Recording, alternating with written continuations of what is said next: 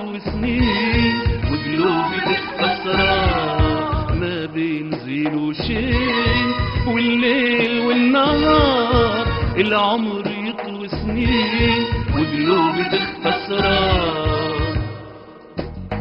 والريح براني تجلب طيور الشر، وآه يا زماني مسكينة حلو ومر، وآه يا زماني بحر الحياة غدار، التيار التيار التيار.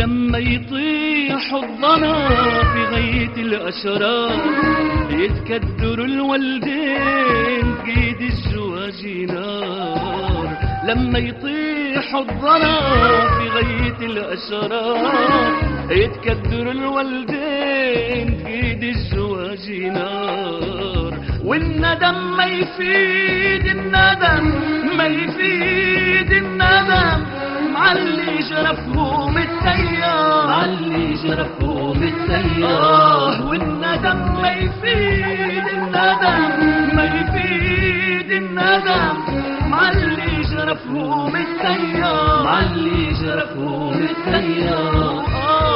يا زماني مسكينة حلو ومر،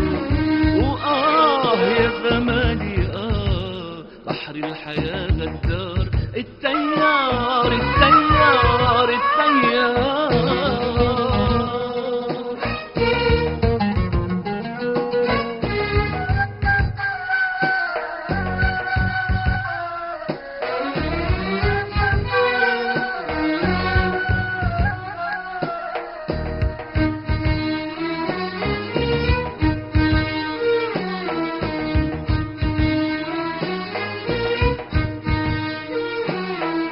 لما يضيع الأمان من حياة الناس ويتوه الضمير ما بين حيرة وياس، لما يضيع الأمان من حياة الناس ويتوه الضمير ما بين حيرة وياس، والندم ما يفيد الندم ما يفيد الندم معلي جرفهم التيار، معلي جرفهم التيار، والندم ما يفيد الندم ما يفيد الندم معلي جرفهم التيار، معلي جرفهم التيار. يا زماني مسكينة حلو ومر، يا زماني بحر الحياة غدار، التيار التيار التيار.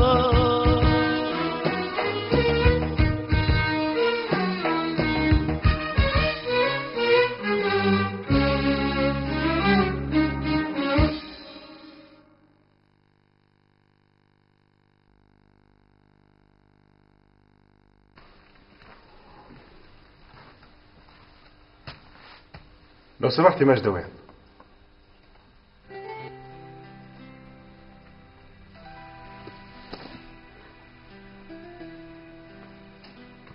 ماجدة في مكتبها. شنو معرفتهاش؟ ماجدة؟ ولا معرفتك؟ شو دايرة في روحك؟ شوية تغيرات زي ما تشوف. أنا أحسن قبل أحسن ولا تو أحسن؟ بصراحة أنت حلوة قبل تو، ما شاء الله عليك، آية من الجمال، عيني عليك من الحساد. اسمعي يا مجدة، منه جاي المفروض قبل ما تطلعي من الحوش تبخري روحك. لا هلبة هيك كترت على ما الصوت. قصدك جميلة لهالدرجة؟ وأكثر. أنت حاجة نادرة، ما فيش زيك في هالدنيا. معقولة؟ قصدك ما تشوفي حد غيري؟ صدقيني أنت وبس.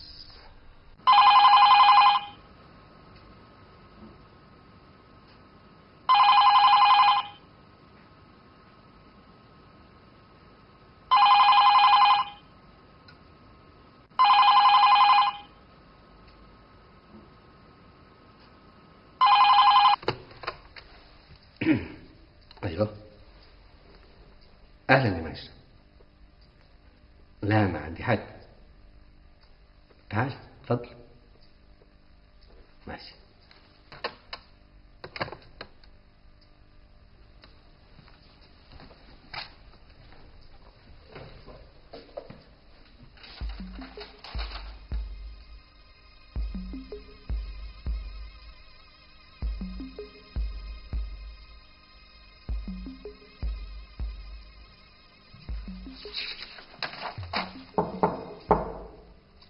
تفضل.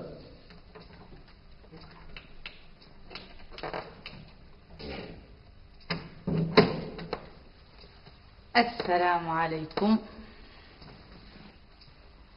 وعليكم السلام ورحمة الله. هذه من هذه ماجدة.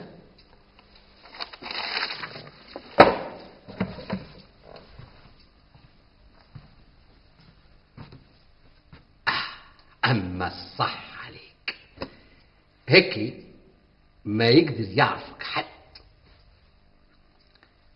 تصور حتى محمود ما عرفنيش، دخل عليا في المكتب قال لي ماجدة وانا مشيت.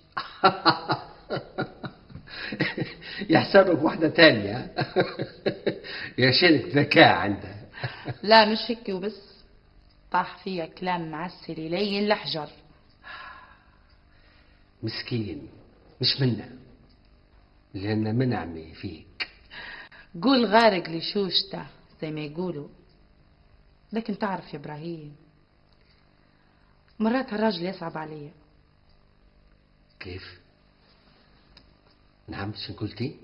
يصعب عليك؟ دي بالك خليك على نفس الخط اللي ناخده من اللي نبوه، وبعدين تصرفي معاه كيف ما تبي.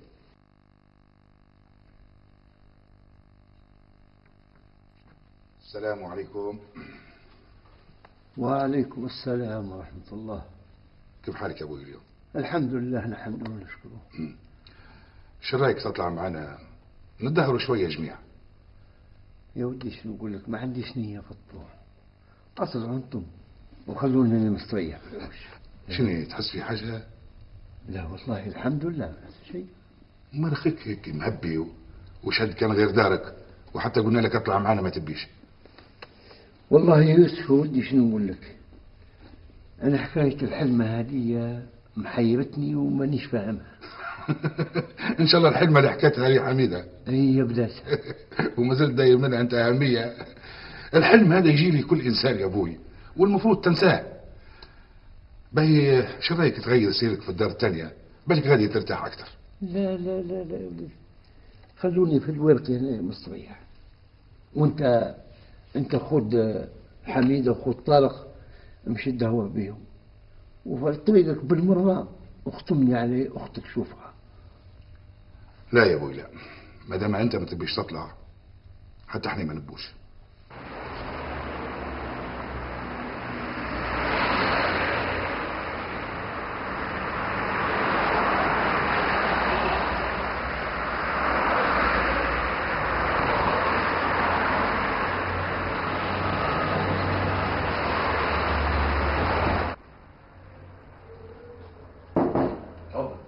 ففير الشركة يا فندم.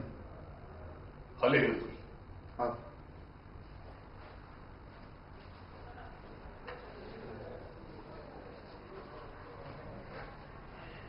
السلام عليكم. وعليكم السلام ورحمة الله وبركاته. تفضل اجلس يا حاج. يا وليلى. تو هالشيباني المسكين شنو ذنبه بس، لكن القانون قانون. انت اللي كنت في المخزن وقت ما صارت السرقه عامل حاجه. ايه يا وليدي، لكن والله ما ندري على حاجه يا افندي. هم اللي ايوه هم. هدي روحك هدي روحك، بشوي عليك بشوي عليك تعمل حاجه، بشوي عليك. انا راني مانيش متهمك تو. هدي روحك. تو نبيك تحكي لي بالضبط كيف صار من الاول. جت سياره وسوق فيها واحد ومركب فيها عمال، دار منبه، طلعت له اعطاني ورقه تصريح زي الورقات اللي يجيبوا فيها في الاول، وقال لي يسأل حاجه البضاعه هذه ما سحبوها. خذيت منه الورقه وفتحت له الباب ورفعت له المخزن، نزلوا العمال وعبوا البضاعه وطلعوا. وكيف شكله الراجل اللي كان يسوق في السياره؟ والله شنو بنقول لك يا افندي، رجل له طويل وله قصير وكان ملف. وشيني تاني يعمل حاجه؟ هذا هو بس يا وليدي. وانت كيف خليتهم يخشوا وهم جايبين لك ورقه تصريح قديمه؟ يا وليدي انا لا نعرف نقرا ولا نكتب. ما هو هذا ما يجيش يا حاج، المفروض يحطوا واحد يقرا ويكتب في مكانك. لا يا وليدي ارجوك، انا هيك مرتاح، صدقني انا نحول فوهله. ارجوك ما تقطعش قسمي، اراه حرام عليك. ان شاء الله ربي يبارك لك في صغيرتك. يا عمي الحاج اللي درته يعاقب عليه القانون. وانا شنو هو اللي درته يا ولدي؟ انت ساعدتهم في سرقه المخزن. وانا وين نعرفهم؟ والله ما عمري ريتهم يا الافندي، لا السواق ولا الجماعه اللي جايبهم معاه. ما هو يا عمي الحاج، القانون لا يحمي المغفلين. في هذا عندك الحق يا ولدي، صح انا طلعت مغفل. قول لي انا وين التصريح اللي اعطوه لك؟ خذيتها منه يا الافندي وحطيتها فوق الطاوله ودخلت باش نفتح المخزن، ولما طلعوا البضاعه جيت بناخذها باش نوصلها للاداره ما لقيتهاش. وين مشي؟ طار ما نزل يا فندي، انا بيدي حطيتها على الطاوله. معنى هذا ضحكوا عليك يا حاج.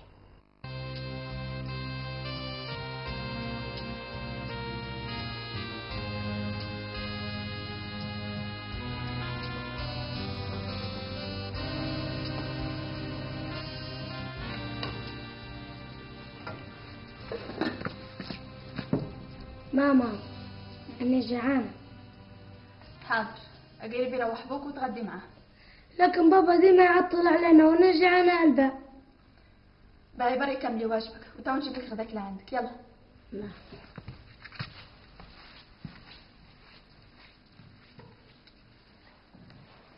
هذا خير تأخر لتو.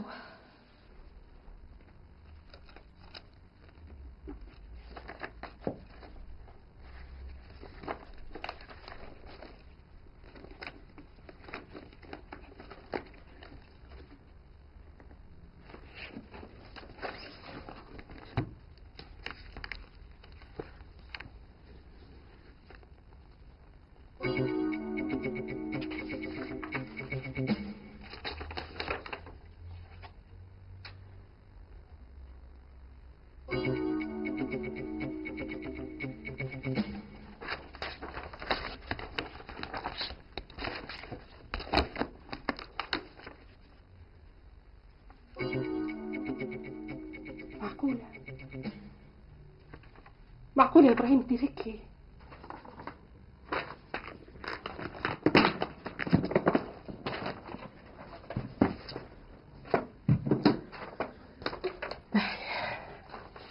باهي يا إبراهيم باهي.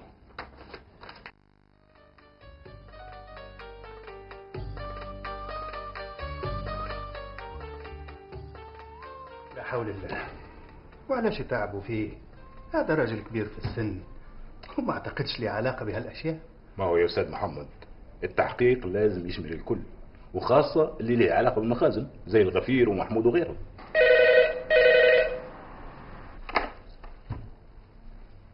أيوه تفضل. أهلا يا فندم.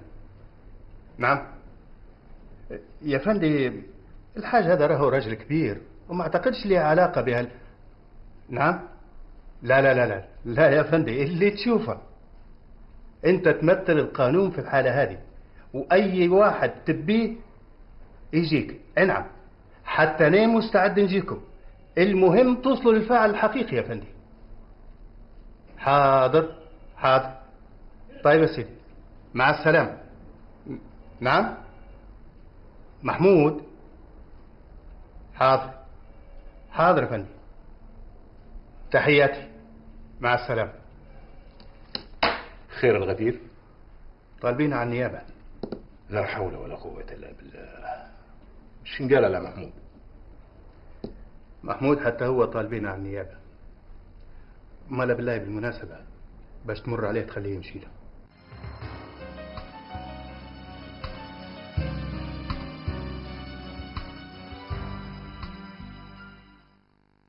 حتى هو طلبوه للتحقيق.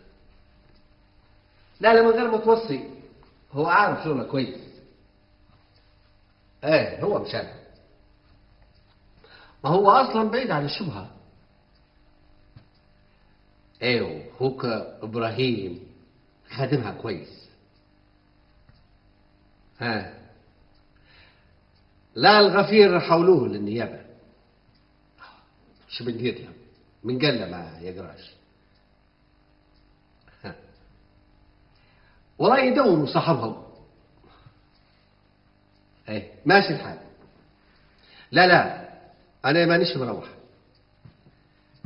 نبي الراجل محمود نيني يجي من المركز على الاقل نعرف شنو صار معاه. باي مع السلامه.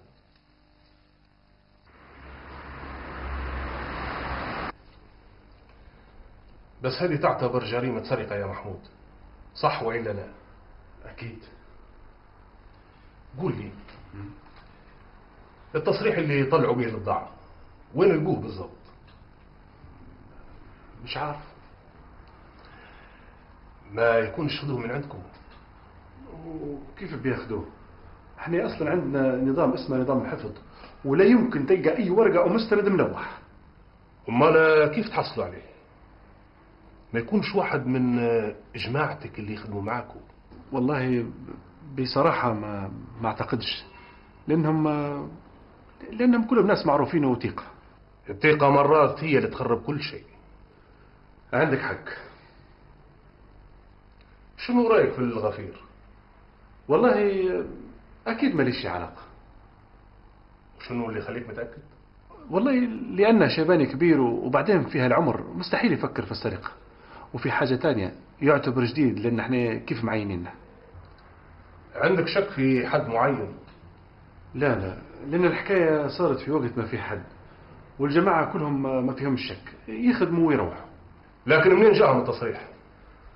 والله فعلا يا فندي شيء يحير. والتصريح اللي طلعوا به البضاعة وين؟ نعم تسأل فيا ايه؟ قصدي وين لقوه؟ وين لقوه؟ والله المعروف والروتين اللي ماشي في الشركة ان التصريح يستلم الغفير من اي شخص بيسحب البضاعة، وبعدين يسلم التصريح هذا مع التصريح الثانية لإدارة المخازن في نفس اليوم وإلا ثاني يوم الصبح، لأن احنا عندنا قسم للمراجعة والتدقيق. باهي علاش ما خداش الغفير عنده بعد ما خلاهم يطلعوا البضاعة؟ مش عارف، لأن المفروض يقعد عنده ويحوله زي ما قلت لك لإدارة المخازن. يبقى القصة كلها محدودة على الغفير. ماشي الحال. توا تقدر تتفضل، ولما نحتاجوا لك توا نتصل بك. شكرا يا بني. هيا الله، مع السلامة. مع السلامة. أما صح عليك يا محمود، قدرت تطلع منها.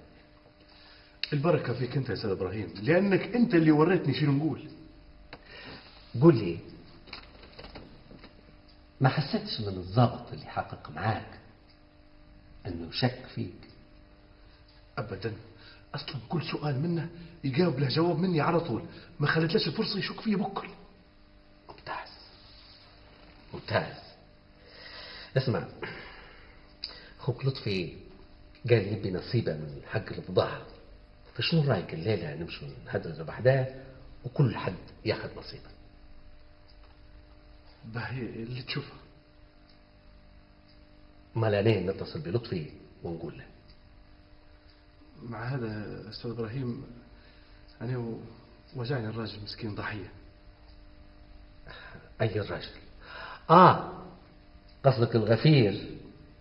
إيه، لأنه راجل كبير ومسكين ومشي في الدهومة. ما هو الخطة اللي درتها يا صاحبي؟ لازم يكون في حد ضحية، والمرة هذه جبت فيه هو.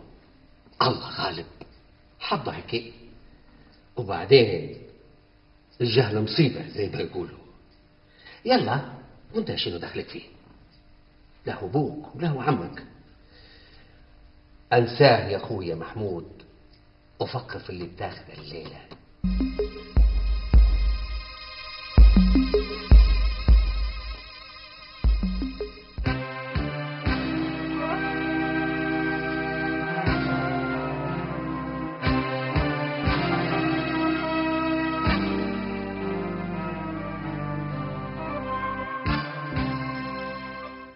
باهي باهي.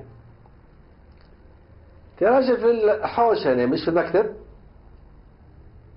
ايه ما يتصل بيا غدوة في المكتب، الغدوة الصبح. لا ما زعلتش انا، لا ما زعلتش. باهي. ماشي الحال. يلا مع السلامة. شنو الخلطة هذه؟ كل واحد يبي معاملته تتم في ساعة.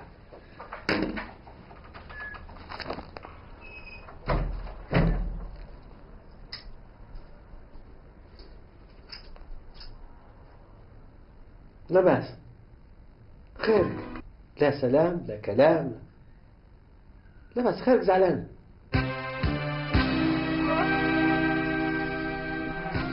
وشنو اللي مازال يفرح؟ كل شيء راح. يا ساتر يا ساتر يا ساتر، شو هالحكاية واصلة حدها؟ شو في؟ احكي لي يا كريمة، في حد مزعلك في العمل؟ لا. في حد مضايقك؟ لا. ما انا خيرك محيش خشيتي وانت العقارب على بعضهم.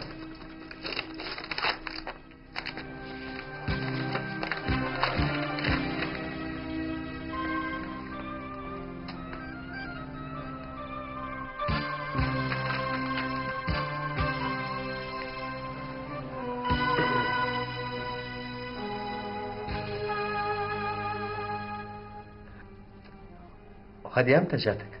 اليوم بعتوها لي من ايطاليا. قريت النتيجة. قريتها؟ شو فيها من المشكلة؟ اقراها كويس يا ابراهيم. وشو فيها من جديد؟ فيه الحقيقة اللي كنت داسها عليا، وكشفها المترجم اللي كنت تعطي فيه في عمولة باش يزور النتيجة. علاش درت هيك يا ابراهيم؟ علاش؟ انت غير قاعدة تقولي يا كريمة انا ندير هيك؟ هذه هي الحقيقة يا ابراهيم، كل شيء نكشف. اللي قال لك هذا يكتب عليك. هذه دسيسة ضدي انا مش ممكن ندير هيك. انت باش تفهمي. وبعدين انا قلت لك للمرة الألف ونزيد نعاود لك، اللي يهمني هو انت بس، مش الصغار. هذا جزاء اخلاصي ليك يا ابراهيم. انا اعطيتك كل شيء وما بخلت عليك بشيء. علاش تحرمني من حق مقدس لي؟ علاش تدس علي الحقيقة يا ابراهيم؟ علاش تحرمني من الأمومة؟ علاش يا ابراهيم؟ علاش يا ظالم؟ علاش؟ حسبي الله ونعم الوكيل فيك. حسبي الله ونعم الوكيل فيك. حسبي الله ونعم الوكيل فيك.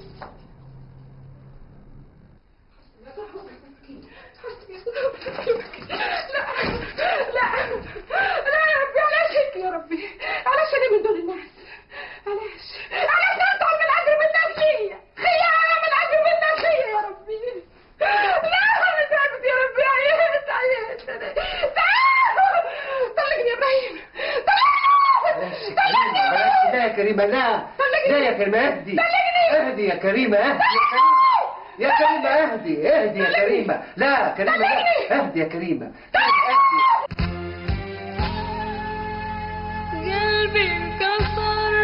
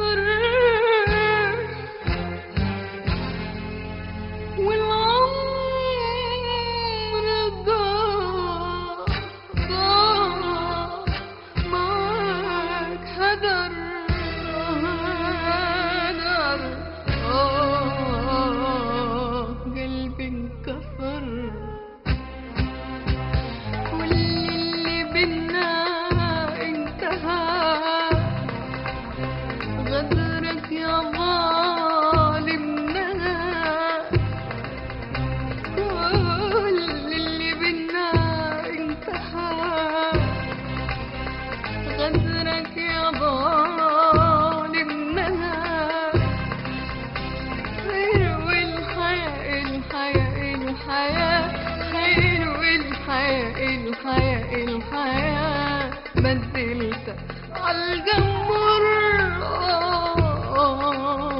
قلبي انكسر، قلبي انكسر. فيرا شو نعمل أنا؟ شو نعمل أنا؟ هاي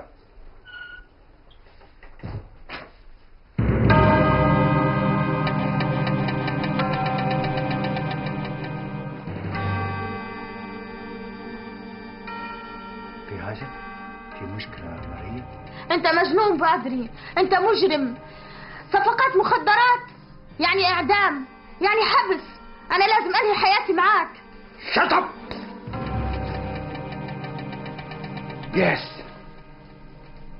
يس ماريا، أنا أعمل صفقات مخدرات أكسب كتير. ما الفرق بين مخدرات، بين خمر، بين نساء؟ كله شر. احنا نبيعه للناس في البلاد هذه. هذا أولا. ثانيا اسمعني كويس، أنا البادري عميل لمنظمة عالمية، يعني اطمني احنا في حمايتها، لكن لازم ننفذ مخطط وإلا تنهي حياتنا. فهمتوا؟ فهمت. بصراحة أنا كنت خايف من العملية تنكشف وننفضحوا. ما هو قلت لك من الأول يا محمود، أخوك إبراهيم لما يحط حاجة في راسه لازم يكملها. يا عين عليك يا برهوم، دماغك هذا يوزن ذهب. بس أنا نبي نفهم حاجة واحدة، كيف قدرت تمشيها بالسرعة هذه؟ ما هو صاحبنا اللي شراها واتي. صار أنت خادمها بكري، أما فعلا أنت مش عادي. طبعا لازم نفكر ونخطط وبعدين ننفذ. على العموم احنا الليلة لازم نحتفل بالصفقة هذه. يا عيني والله، وش المطلوب؟ اللي عندك هاته، وكان في حاجة ناقصة نجيبوها. لا أنا اعذروني معلش، ما نقدرش نتأخر الليلة. على راحتك على راحتك يا صاحبي، بس قبل ما تروح تراها افتح الشنطة هذه حصتك يا محمود. خيرك رعشت، ها؟ والله أول مرة تشوف فلوس بالكمية هذه. تبي الحق هذه أول مرة نشوف فيها فلوس بالكمية هذه. يا سيدي هذه كلها حصتك، واحنا خدنا زيك بالضبط، درناها قسمة خوت.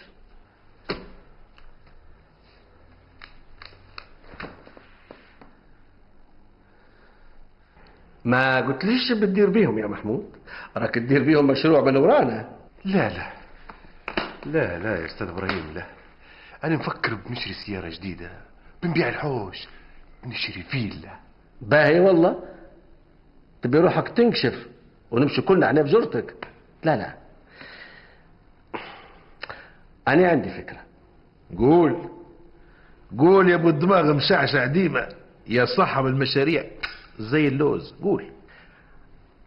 أول حاجة تديرها توا تدس الفلوس. وعلاش يدس فيهم؟ ما هو يفرد بيهم ويمتع بيهم عمره. اسكت يا لطفي، خليني نكمل دوتي. سامح؟ لأن يا محمود المرأة عندك أول حاجة بتديرها بتسألك منين جبتهم؟ شكون أعطاهم لك؟ وين لقيتهم؟ وبرا من الأسئلة هذه. زيد نسيبك يوسف هذا اللي ما عندهش كلمة، ما هي عاملة دارها لي هذه، والله عمري ما ننسى الموقف اللي داره لي هذا. فوتة خليك منها. باهي وبعدين؟ على فكرة يا محمود، أنت مش زمان قلت لي عندك قطعة أرض في القرية؟ شنو خطرها عليك تو؟ أنت غير جاوبني بس، قاعدة ولا انباعت؟ قاعدة؟ مش دخلها في الموضوع؟ الأرض هذه هي اللي بتنجيك من أي واحد يسألك. تنجيني؟ مش فاهم. أنا مفهمك. افتح ودانك زين.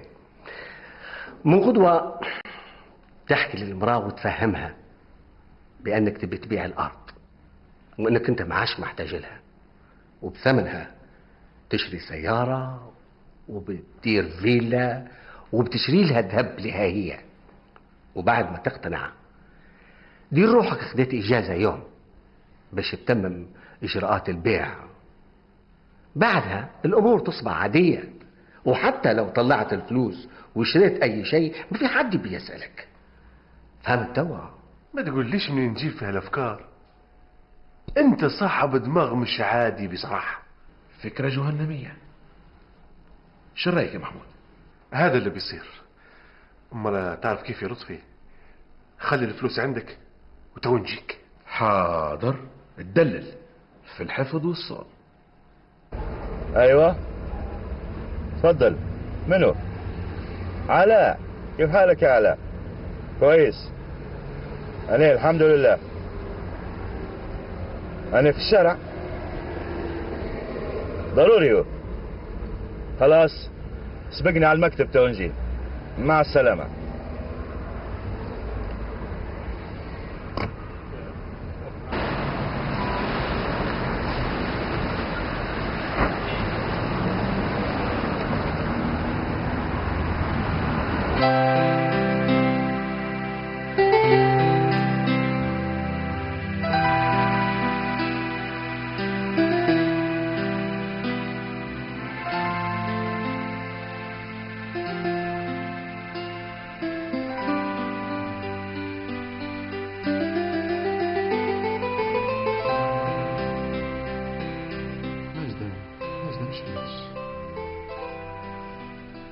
أكيد في شيء شغلها،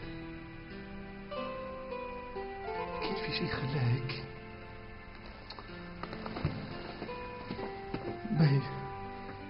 باي شنو هو الشيء هذا؟ أنا لازم نعرف، ولازم نعرف توا.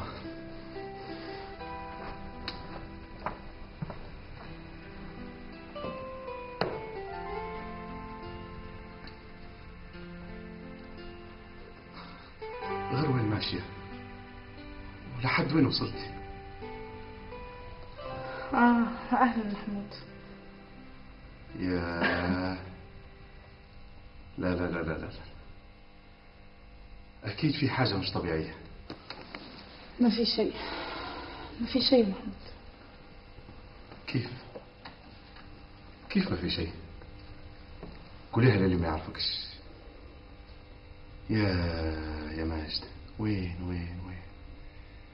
وين هذيك الضحكة الحلوة اللي نسمع فيها كل يوم؟ وين هذيك الابتسامة اللي تقابلي فيا بيها؟ وين هذاك العطر اللي نشمه من أول ما نخش للمكتب؟ خلاص شيء ولا كأنه. وين أيامك يا ماجدة؟ قولي لي شنو فيه، قولي لي من مزعلك وأنا مستعد نصارعه. أوف يا محمود، قلت لك ما في شيء، خيرك ما تبيش تصدقني. لا مصدقك يا ماجدة، لكن عندي نبيك تصدقيني. صدقيني إني أنا ما نبيكش تسرحي بعيد، ما نبيكش تسرحي في حاجات ما لهاش قيمة. نبيك تقعدي معي أنا. علاش تمشي بعيد وتخلي فيا؟ علاش؟ أنا شنو اللي درتهولك؟ كل حاجة تبيها أنا معاك، عمري ما نقصت عليك حاجة. خيرك يا ماجدة، تسمع فيا؟ نسمع فيك، مصدقاتك في كل الكلام اللي تقولي فيه. انت انسان طيب، معدنك اصيل، تربيت في بيئة تعرفش الكراهية ولا الأنانية ولا الغدر. انت انسان مختلف. علاش سيبت المناخ اللي كنت عايش فيه وجاي لي مناخ مختلف؟ وتقلب. كلامك هذا عميق ومؤثر يا ماجدة، لكن هذا يقول إن في شيء بين السطور. ماجدة قولي لي شنو فيه. حاضر بس مش توا. ولا امتى؟ بعدين يا محمود. ما هو هيك يا ماجدة بتزيد تحيريني. خيرك. لا ما تتحيرش، ما يجي وقتها نقول لك على كل حاجة.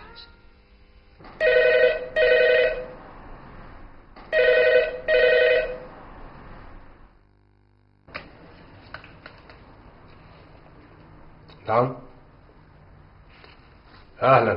أهلا يا أستاذ، كيف الحال؟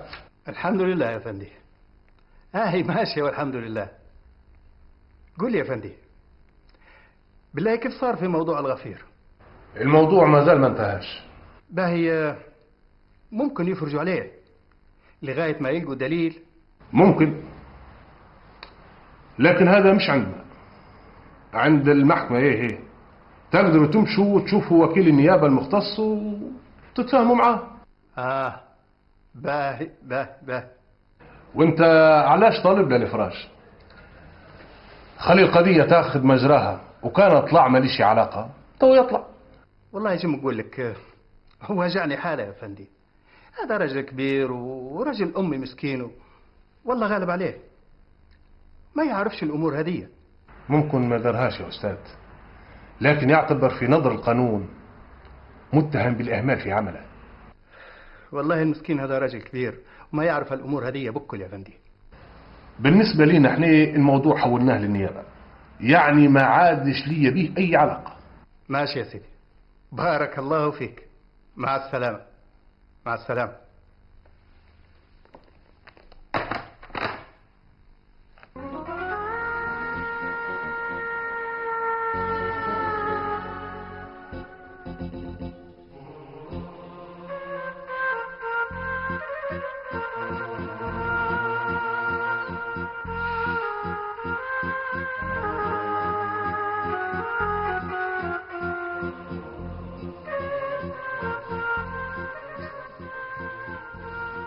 محمود، لا بأس، خيرك متغشش.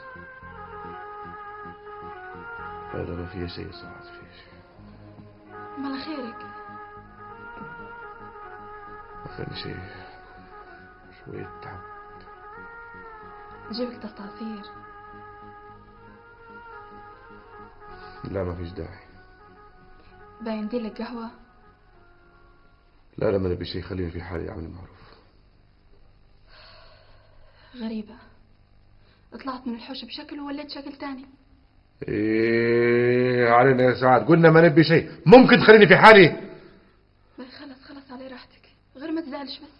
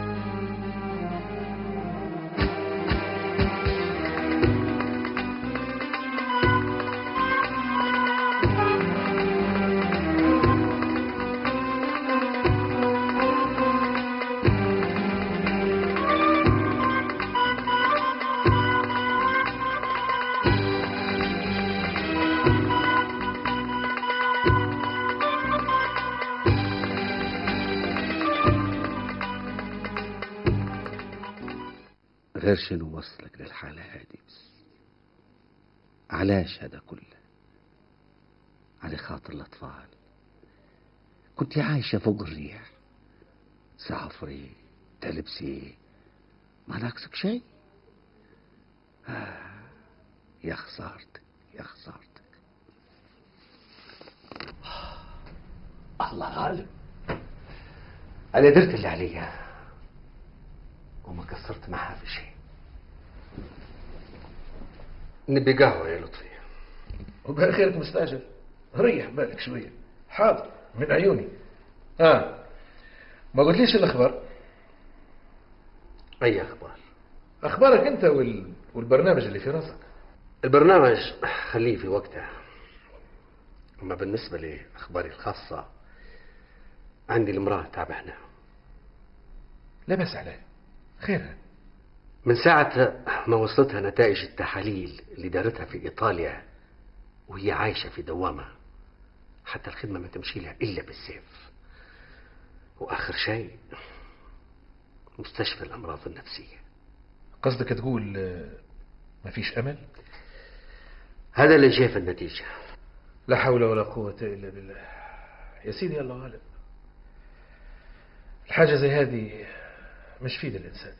قلت لها وفهمتها وشرحت لها، لكن هي حاول تساعدها يا إبراهيم وما تتخلاش عليها، مسكينة صدمة خدتها، وانت عارف اللي نسويه حساسات في موضوع زي هذا. قول لي يا إبراهيم، انت لو كنت في مكانها كيف كنت تتصرف؟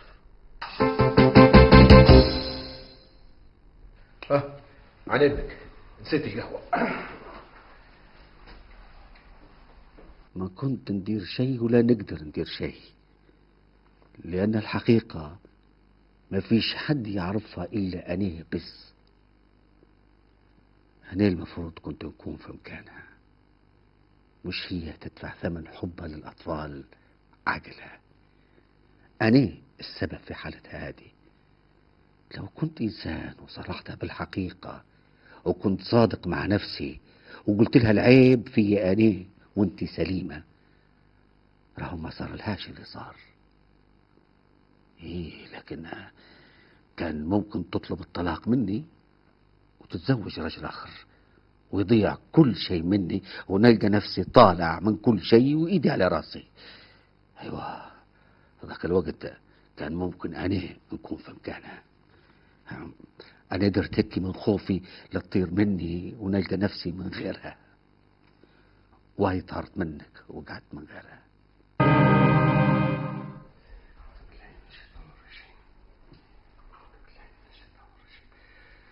لطفي، وين القهوة؟ نعم، منو؟ يبي المقدم علي؟ باي خليه يجيني هنا. نعم.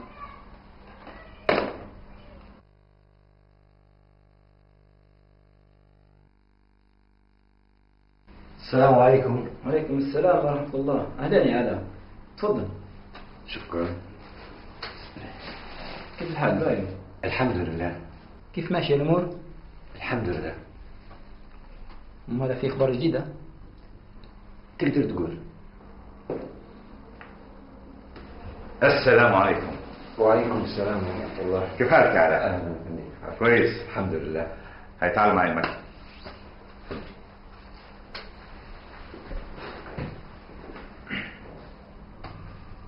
اهلا يا علاء، انست. اهلا بك. شنو في طلبني؟ في شيء جديد؟ أنا جايك بخصوص لطفي. وخير لطفي؟ لطفي مش هو اللي قتل مصطفى. كيف عرفت اللي مش هو مسمى مصطفى؟ من كاملية. وضح لي شوية يا علاء. اتصل بي لطفي وقال لي تعال لي. ومشيت له؟ ايه مشيت له في بيته ولقيته مترشش. وشنو قال لك؟ قال لي مش مرتاح وفكر مشوش. قلت له علاش؟ قال لي بخصوص مصطفى. وشن قال لك بالضبط يا علاء؟ قال لي اني ما قتلتش مصطفى، وقال لي نتمنى نعرف من اللي قتل مصطفى باش نرتاح. وعلاش؟ حسب كلامها خايف يشكوا فيه ويتهموه بقتل مصطفى لما يلقوا اسمه ورقم هاتفه مسجل في مذكرة مصطفى. وشن تاني يا علاء؟ قال استدعوني بحقه معي كتبت عليهم قلت لهم ما نعرفهاش، كنت خايف من التهمة وأنا بريء منها. أنا يا علاء نعرف لطفي يعرف مصطفى ويعتبر صاحبه، حتى إذا تكرر علاقته بمصطفى بسبب الخوف هذا كله أنا عارفه ومخليه ياخد راحته وما بيتش مضايقه، لكن أيامها قربت. المهم يا علاء المطلوب منك خليك زي ضله ولازم تعرف علاقته بالبودري. البودري هذا زي الشبح، اسمه في كل مكان، ما يعرف شكل حد. الباين داير جماعة يخدمونه، واللي يكون واحد من هالناس لطفي، لأن البضاعة اللي منزلينها في السوق هي نفس بضاعة البودري، وأكيد أكيد إن المصدر واحد. ممكن يا فندم. اسمع يا علاء، أنت استمر مع لطفي وزيد قرب له أكتر وكون زي ضله، وحاول تعرف أي معلومة جديدة تتعلق بالبودري.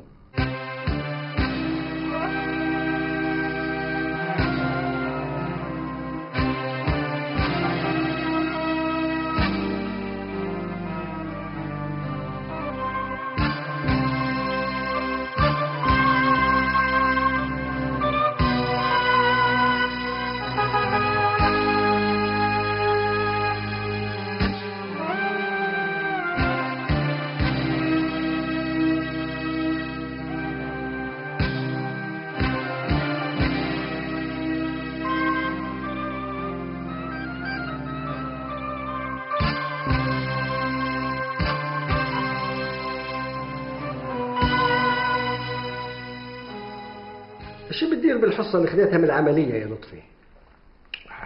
زي العادة. وبعدين انت عارفني يا اخوي ابراهيم، عمري ما ندس فلوس. قول شكون يا حسرة. يلا خلي الواحد يعيش ليومين يزيط ويضحك فيهم. شرح حكاية الزواج مش خاطم عليك بكل. لا لا لا لا لا، اللي نعودها مستحيل بكل بتاتا. وبعدين ليش؟ هي مرة واحدة والحمد لله تمت على خير. هيك يريح يا اخوي ابراهيم، هيك اخيك يرقد وين ما يبي، يطلع متى ما يبي، يجي امتى ما يبي، اريح. خوك حر يا صاحبي. في هذه عندك حق. اسمع، عندي برنامج يدور في دماغي نبي ندرسوه مع بعضنا ونشوفوا كيف نخططوا له وننفذوه بالضبط. مالا زي برنامجنا الاول.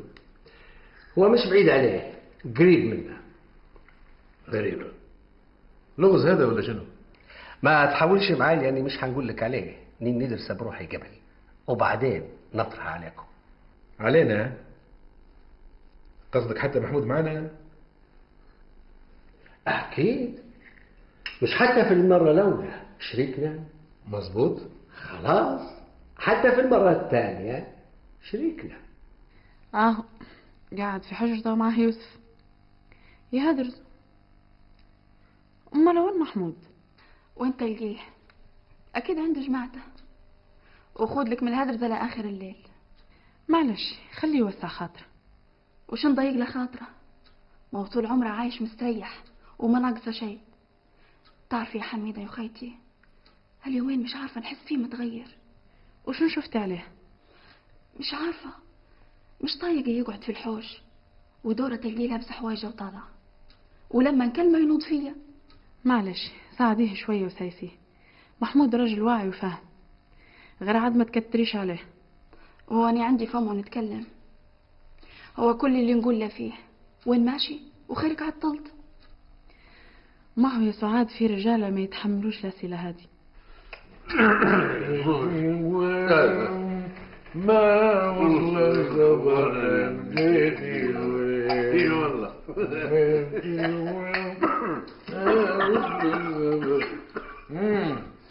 ما قلتليش يا عرفي شو رايك في البحري؟ ولا لي روحك اللي ديما جات لي على المحلي. على اللوزة. أبو ما شاء الله عليك يا إبراهيم، روحك تكون سمحة سمحة، وتقول لي شو كنت من زمان. هذا كان معاني وبس. انا راسي براسك.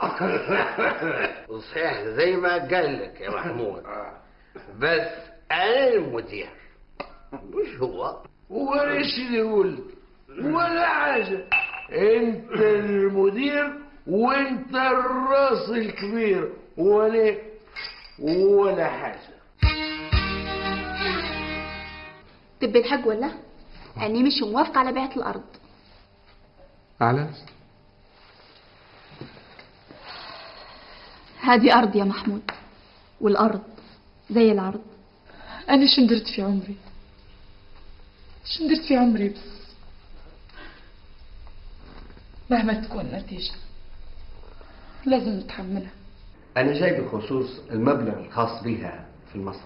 والله آسف يا أستاذ إبراهيم، القانون ما يسمحش. باي خليها تتفضل.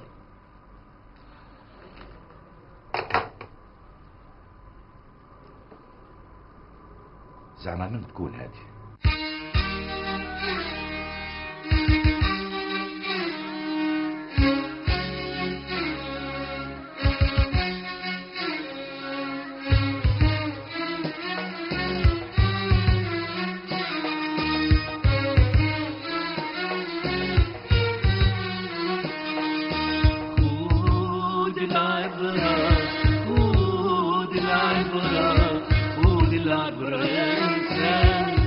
العبرة يا إنسان، خود العبرة، خود العبرة قبل ما يفوت الأوان، قبل ما يفوت الأوان، وارجع عن طريق الشر اللي نهايتها عالقمر، وارجع عن طريق الشر اللي نهايتها عالقمر، والندم ما يفيد، الندم ما يفيد، الندم مع اللي جرفهم التيار، مع اللي جرفهم التيار، والندم ما يفيد، الندم ما يفيد